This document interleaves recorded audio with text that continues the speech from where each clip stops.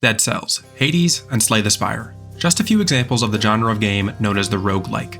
Though technically these examples are part of the roguelite genre of game, for the sake of easy communication I will be referring to the broad scope of rogue games as roguelikes, mainly because 90% of modern rogue games are roguelites anyway. Today we're going to look at the psychology of why these games can be so addicting, and what types of gamers can find themselves enjoying this genre. But before we dive into the deep end, let's discuss what it really means to be a roguelike game. While there is technically no set-in-stone definition for what it means to be a roguelike game, a set of high-value potential factors called the Berlin Interpretation was introduced at a roguelike development conference in 2008, which was held in Berlin for those wondering. This set of key features included random dungeon generation, permadeath, turn-based or hack-and-slash gameplay, emergent gameplay, resource management such as health, stamina, and hunger, and a wide variety of items or power-ups that dramatically change through your playthrough. Essentially, this is the style of game where you start out with very little, progress through a randomized set of levels that are filled with randomized enemies and power-ups, and attempt to clear the final boss using whatever build you can muster throughout your journey. If you die, you lose all of your items and abilities and are sent back to the beginning. What traditionally is a dividing line between the roguelike and the roguelite is progression that exists across your runs. For example, in Hades, you can unlock new weapons and abilities in the hub area using a currency you obtain by playing the game. For the most part though, these two genres are very similar. So now we have an operational definition of what a roguelike is. So what draws people to enjoy this style of game? If you walk up to a casual gamer and ask them if they would enjoy a game that is really hard, and that when they die they have to start all over, there is a decent chance they would say no. After all, progression is satisfying, and losing progression, well, isn't. Yet many casual gamers can still enjoy games like Slay the Spire or Hades. What seems to be the differentiating factor in enjoyment boils down to motivation.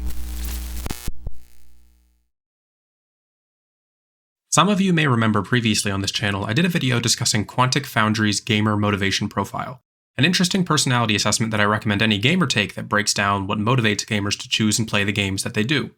In this model there are 6 primary gamer motivations: action, social, mastery, achievement, creativity, and immersion.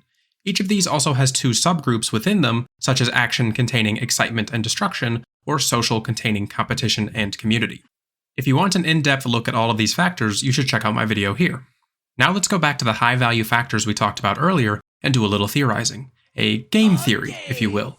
Starting with random dungeon generation, we can see that this speaks directly to a few of the motivations within the model, mainly action's sub-motivation of excitement though. As you never know what the next obstacle will be that you must overcome, whether it is a randomly generated enemy or a room filled with traps, the roguelike genre speaks to the type of gamer who wants to be on the edge of their seat, someone who is excited about the unexpected. As such, we can assume that most gamers who enjoy roguelikes are going to be relatively high in their preference for excitement. The next high-value factor is permadeath, or a death in which you are sent back to the beginning. This is going to speak to the sub-motivation of challenge under mastery. People who enjoy roguelikes have to be comfortable with the fact that there will be great challenges and roadblocks. Interestingly, the gamer who is motivated by challenge can actually find failure to be a positive state. For example, I actually score a 98% in challenge as a motivation, and this can be seen in my enjoyment of the Souls genre of games, a genre known for its brutal difficulty. Also, as someone who has been a gamer for more than 20 years, it is difficult for me to find games that are still a challenge, so when presented with something like a roguelike where I have to push my limits as a gamer, I actually feel really motivated, even when I lose. Thus, roguelikes are going to be a genre that speaks to the type of gamer who wants player skill to be a high factor in their gameplay experience outside of, or at the very least alongside, character progression, as opposed to games that focus primarily on character progression, like Skyrim, where you can outlevel every enemy if you wanted to. On the other end though, you are likely to find players with a low challenge motivation actively avoiding these types of games, or at the very least they're going to find them frustrating. The style of gameplay that a roguelike has can also be a huge factor in the potential enjoyment of it. To see what I mean, let's look at the difference between Slay the Spire, a turn-based card game roguelike, and Hades, an action-packed hack-and-slash roguelike. Slay the Spire is more likely to speak to a gamer who has a higher score in strategy, the other sub-motivation of mastery. Strategy players enjoy careful decision-making and planning, and want to be able to take the time to think through their decisions. In a game like Slay the Spire, there is no time restraint to your turn, and you can also see what the next action of your enemy is going to be. This allows for strategic plays that require you to balance your offensive and defensive tactics. I could go offensive and hit this enemy for 10 damage, I could hit him for 5 and block 5, or I can go full on defense and block 10. There is a risk and reward that requires careful deliberation, something that the strategy-motivated player is going to enjoy. On the other hand, with games like Hades, we are going to see a much higher preference for action, excitement, and destruction. In this style of roguelike, there is no time for you to slow down and carefully decide what your next move is going to be. The enemies are shooting at you right now, and you have to react accordingly. Looking at these two side by side, you can see how one might be boring to one style of gamer and exciting to another. Slay the Spire might be too slow for the action-motivated gamer, and Hades might be too fast for the strategy-focused gamer. Moving on, emergent gameplay is when games allow you to have multiple or nearly infinite solutions to a problem you might come across. Say, for example, you need to get through a locked door. Maybe you steal a key, maybe you sweet-talk a guard, or maybe you just kick the door down. Alright, what do I do? Press E to kick.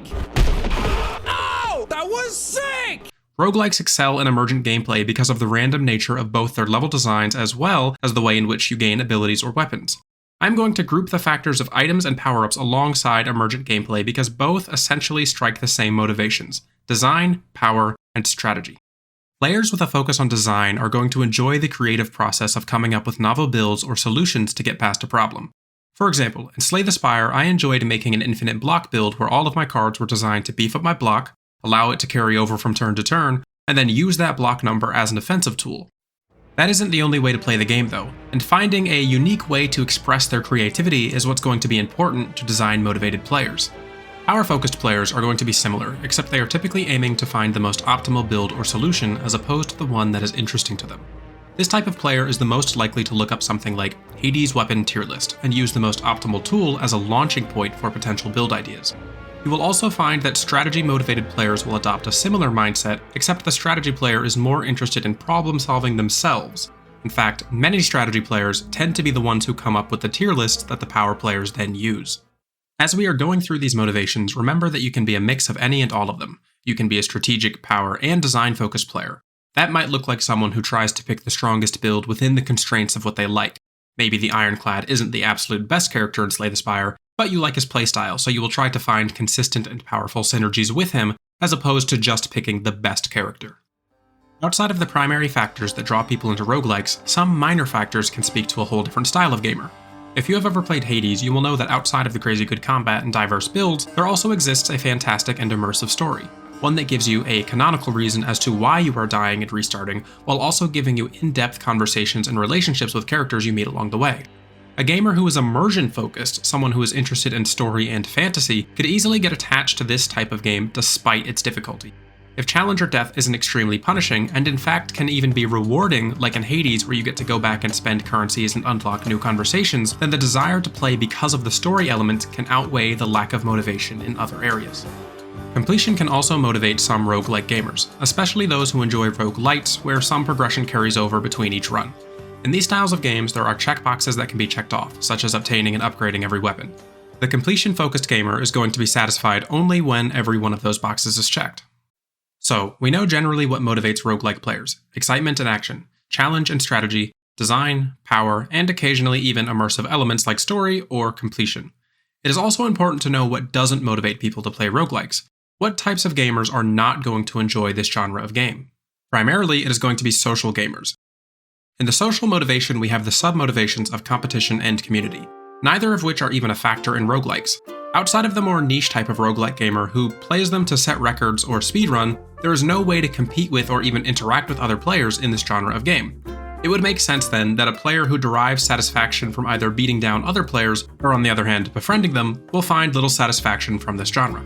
Casual gamers are also not likely to enjoy this style of game. Quantic Foundry refers to this type of gamer as the gardener, or someone who is looking for relaxing task completion within the games that they play.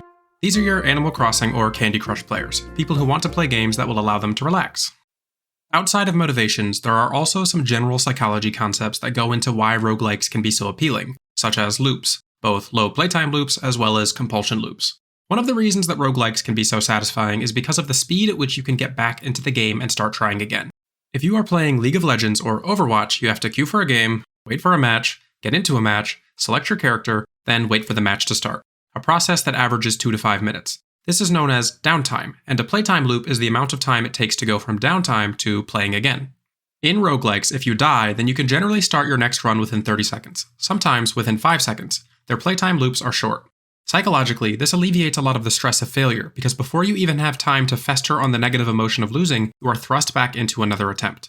Imagine if you were playing your favorite game, and if you lost, it said, "Alright, come back in 24 hours and you can try again." That would be pretty annoying, right? Or if you applied to a clinical psychology PhD program and didn't get in and had to wait an entire year to try again. Anyway, you get the point. No fun.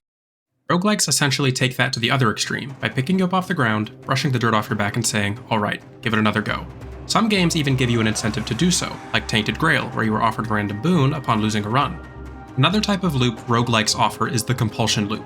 Compulsion loops are a loop of actions and outcomes that give you that nice dopamine rush, such as when you go out to kill monsters so you can get gold, so you can buy better gear, so then you can kill even bigger monsters.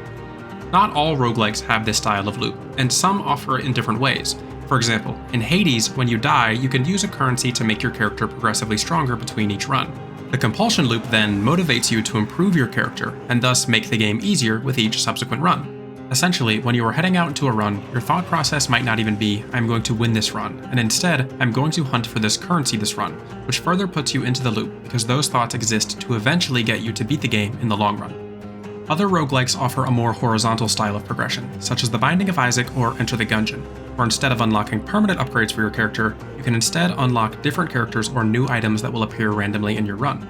While you are unlocking items that can make you stronger, they still do not persist between runs and aren't always necessarily the best or stronger items. The loop still exists though, because there is a sense of progression alongside unlocking new items or abilities. As you can see, there's a lot that goes into what makes people enjoy the roguelike genre.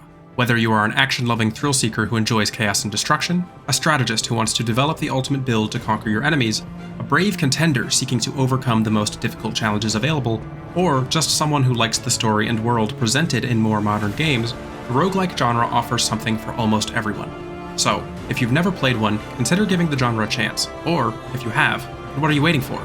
Another run awaits. Thanks for watching.